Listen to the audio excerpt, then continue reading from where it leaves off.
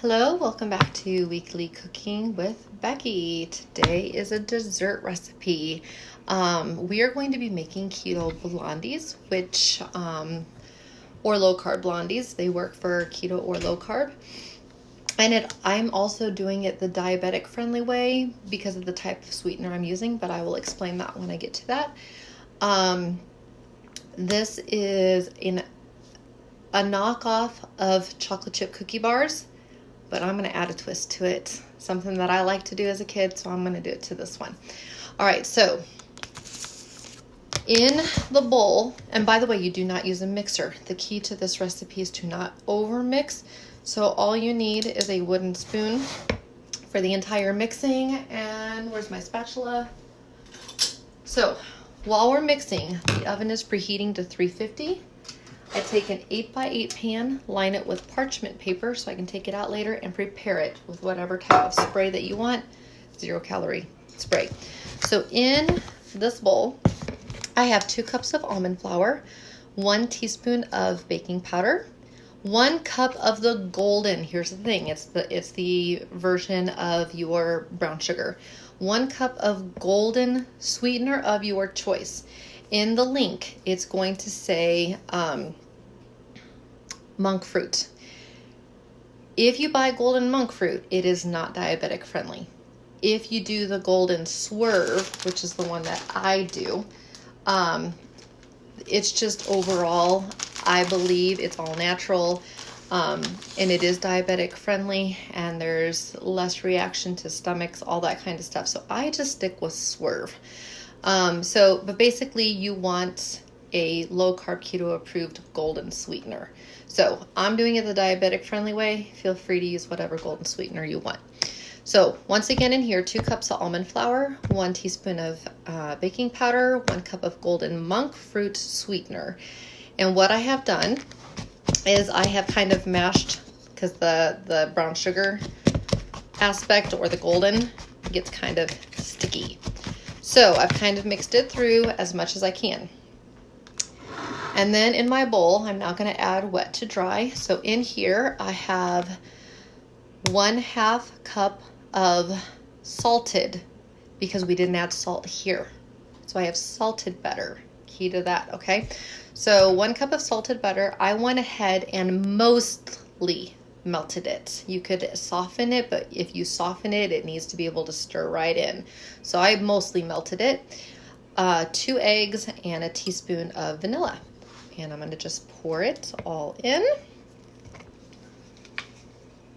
Always add your wet after you get your dry ready for you.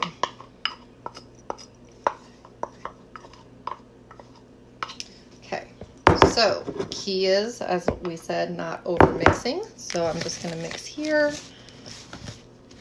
and do my best. So if there's a few lumps, it's okay. The chewier it is because you're not over mixing, and then the other part is the baking. If you over mix and bake too long, you're gonna have a hard cookie bar, and we want chewy. So no over mixing, guys, just as long as you get everything incorporated. I see a few little dry spots, so I'm just gonna get those and call it a day. And you'll notice how fast this is. I think I'm doing this in under a minute.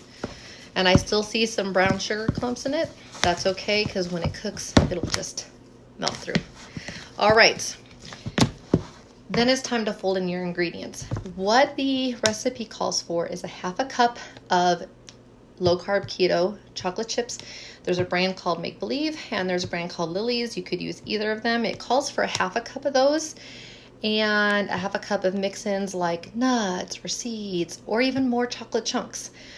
When I was growing up, I loved to make my chocolate chip cookie bars, but I always did half chocolate, half butterscotch. I don't know, I just really like that flavor.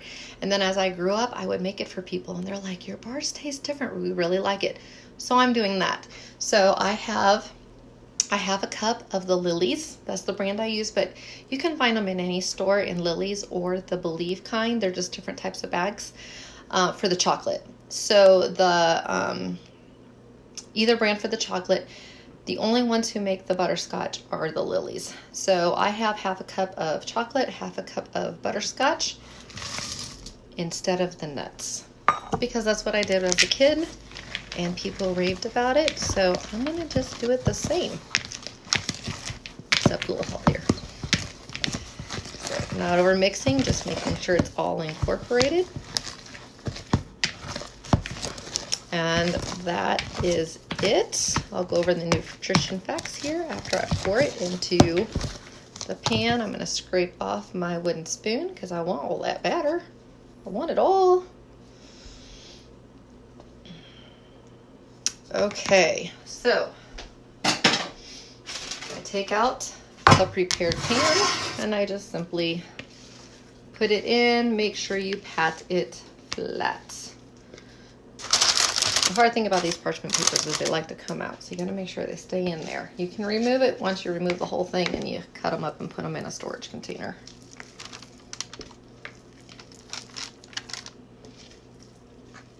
Alrighty. So, let me just pat this around here real quick. We use parchment paper a lot in low-carb baking because the other types of sugars tend to stick more to the edges. That's one of the reasons in almost any recipe you have seen, you've seen me using parchment paper. And then you can just lift the whole thing out, it peels away nicely, and then you just put it in an airtight container. And I'll go over storage here when I go over all of the nutrients in just a moment. The key is only eating one a day, so you need your family to help you, because it may be a healthier version of a treat, but if you eat the whole pan, no, so one a day, one a day. And just replace whatever your afternoon snack is if you're feeling like you need a sweet, or cut some up, put some in the freezer, share with your family, individually wrap them, put them in the freezer, wrap them in a piece of parchment paper, stick them in a Ziploc bag. You know they're good and airtight. And if you're like, I think I want a sweet tomorrow, and you're out, oh yeah, and just put it in the fridge overnight to let it thaw, and then put it on the counter a few hours before you want to eat it. So I have this ready to go. I'm going to put it in the oven and go over the facts, but just looks like cookie bars. The key is not over cooking. So it says 25 minutes. I'm going to go 20, but I know that I can't go over 25. Okay. The key on not overcooking, it will continue to cook when you take it out of the pan for up to 20 minutes. So you do not want to cook it until your satisfaction in the oven, because if it continues to cook as it cools down, this particular recipe with the almond flours tend to do that. So if it continues to cook, then you're going to end up with a hard brownie or a hard blondie, and you don't want that. So 20 to 25 minutes, I'm undersetting it. I'll go up to 25 if I need, or just until a skewer comes out clean. So skewer, toothpick, whatever you have that you can test. If it comes out clean, it's done, even if it's jiggling, even if it's not golden brown around the edges. If it comes out clean, it's done. Take it out. Don't even let it cool on the counter, or on the stove. Put it on a counter on a mitt and let it totally cool there. Once cooled, take them out of the pan. It makes 16 servings, so 4 by 4. And you can either store it on the counter if you think you're going to eat them all in 3 to 4 days, or your whole family will. It will last a week in the fridge and up to 6 months in the freezer. So what I'm planning on doing is I'm planning on saving just 2 or 3 in the freezer and putting the rest on the counter, because I know my family and I will take care of it this week. So I will be back later on to show it to you once they're all cut up and out, and do the taste test. Oh yeah, I said I was going to go over nutrition.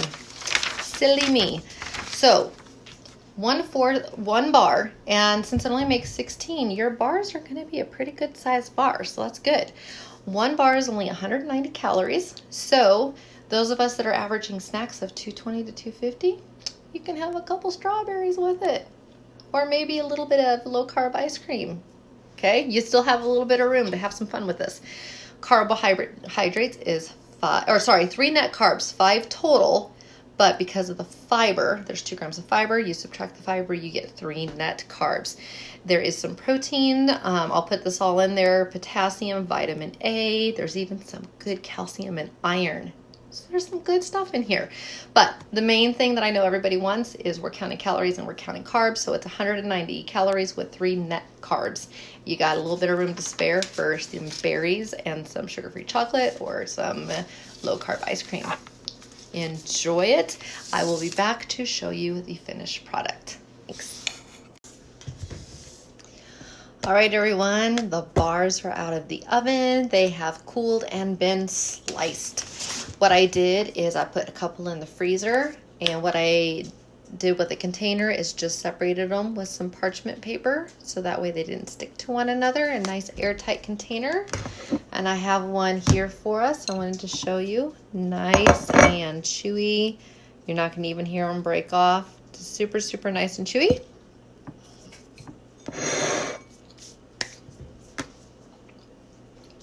That's a winner, guys. That's a winner. So if you really, really are missing chocolate chip cookie bars or any of those add-ins, please make these blondies. They are for you.